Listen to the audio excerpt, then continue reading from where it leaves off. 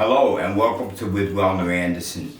This is the channel where we talk about political, business, historical, and economic things in very simple terms. The subject matter today is on gentrification. And what we're going to be talking about is the history of the gentrification of Jersey City, New Jersey. Once you know how the process of gentrification works and how it affects Jersey City, you could then go on to other videos and see actual gentrification going on, and you'll be able to understand what happened. Let me start at the top. What is gentrification? Gentrification is when one class of people replaces another class of people in their environment and the other people get displaced. There may be some left behind.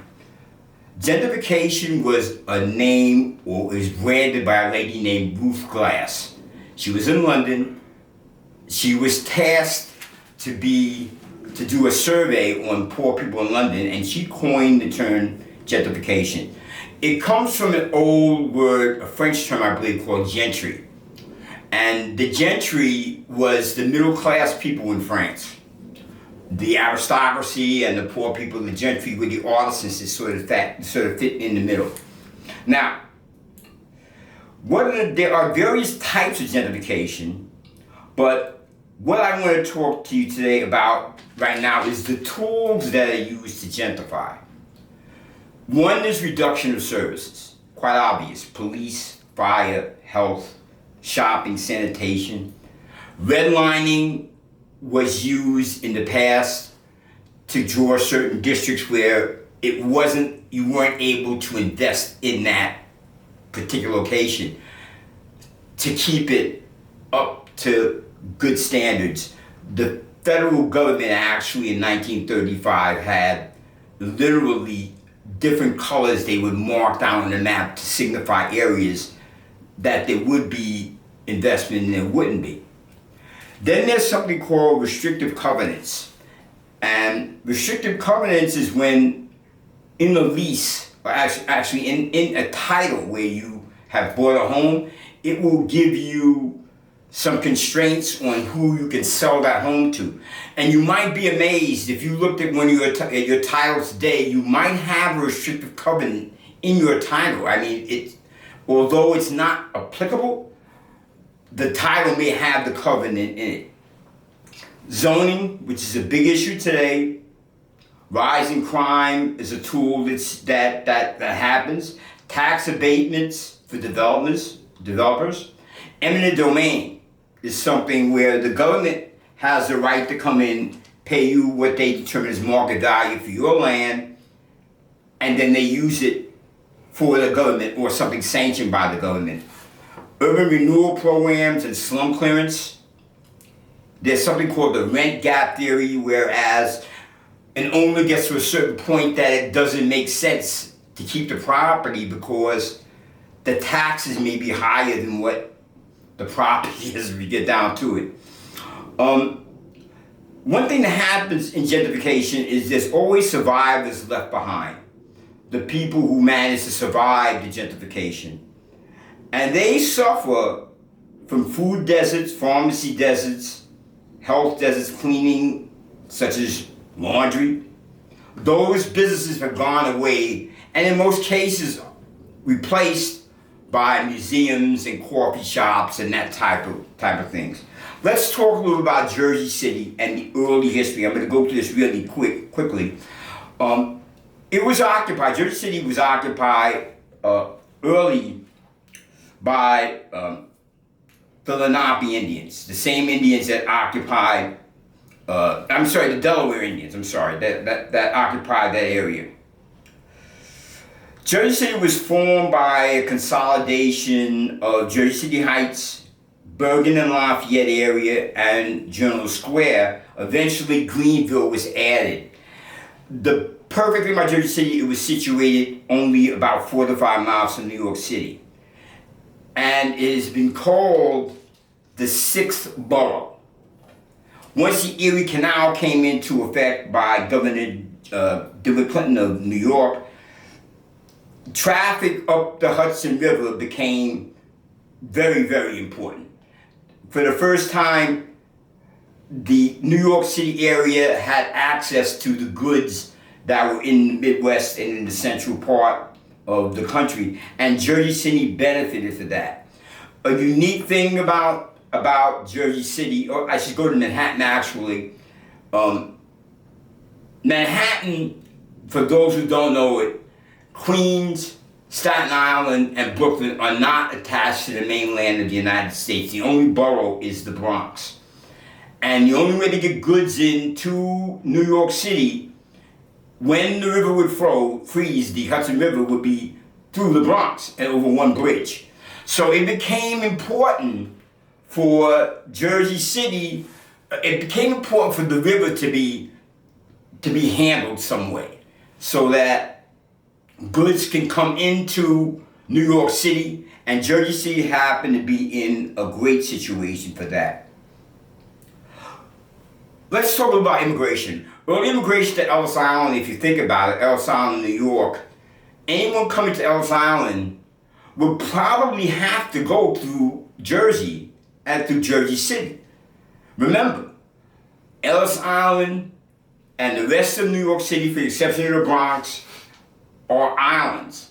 Okay, and the connection would be straight through to Jersey City by ferry.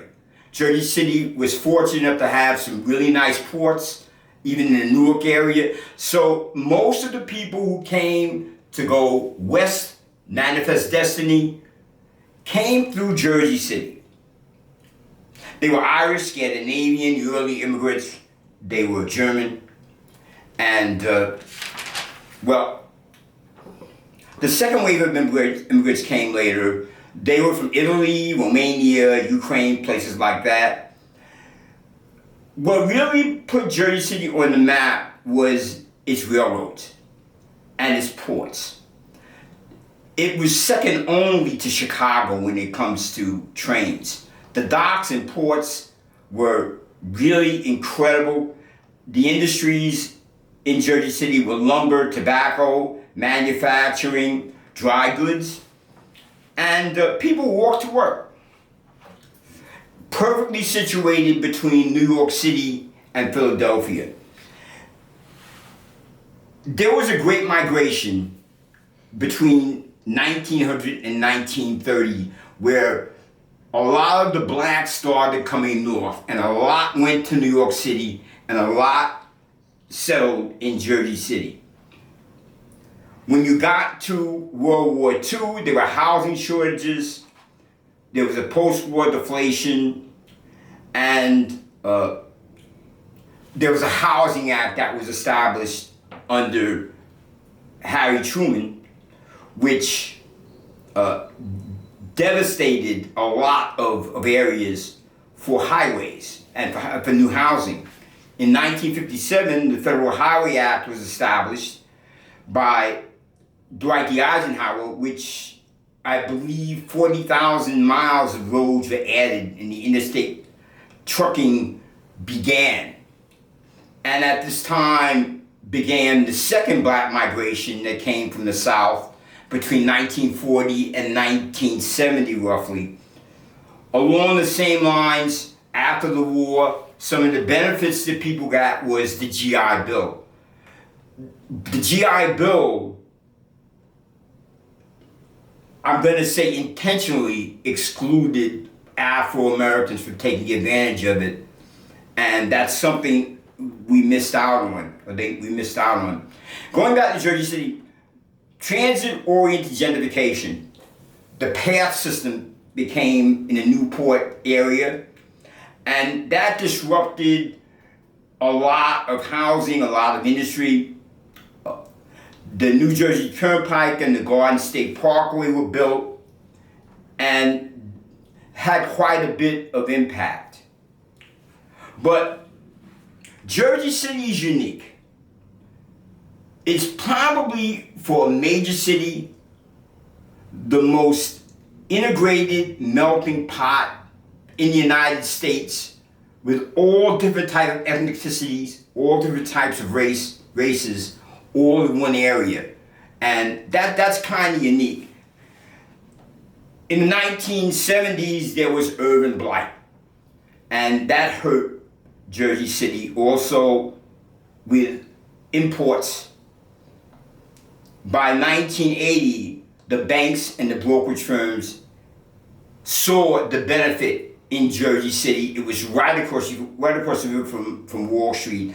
So it was cheap real estate that was built, purchased by the banks, and they built a second Wall Street down there over the properties that had been neglected through the times when manufacturing jobs started to leave the United States and go across the seas.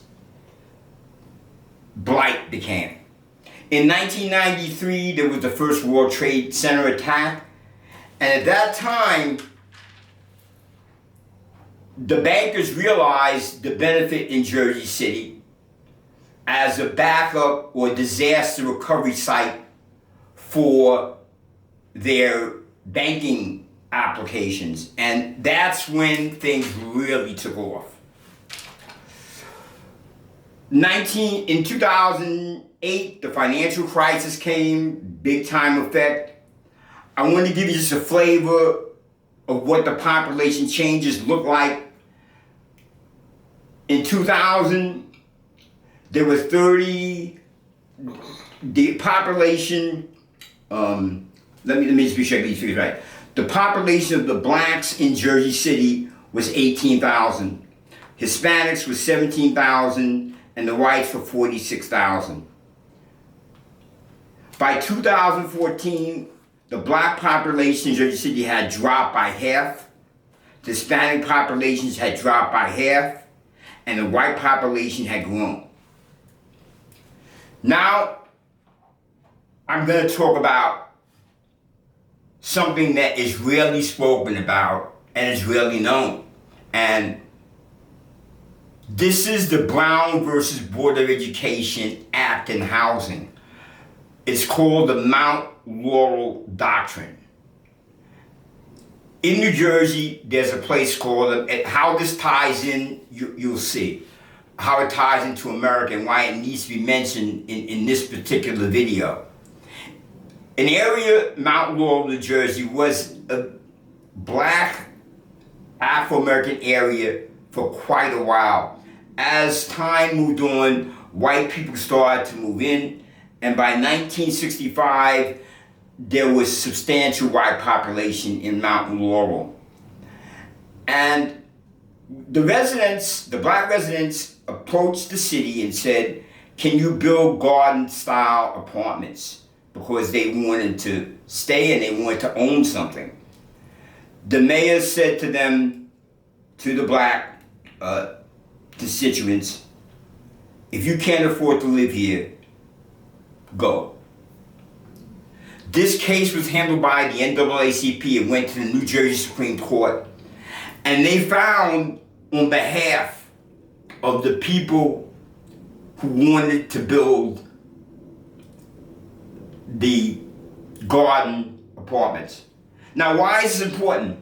It didn't make it to the United States Supreme Court, but the Mount Laurel Doctrine is the cornerstone of the zoning in the United States. In other words, when people from another state reference zoning, the Mount Laurel document and how that played out was implemented in those places. It was the model document. I'm going to do another video on this later, just on the Mount Laurel document. The Mount Laurel Doctrine, because I believe, again, it was the Brown versus Board of Education of housing. I'd like to thank you very much for your time. Give me a thumbs up. You need to, if you're on Facebook, follow me. If you see me on YouTube, subscribe. I have a lot of good stuff, and you have a great day. Bye.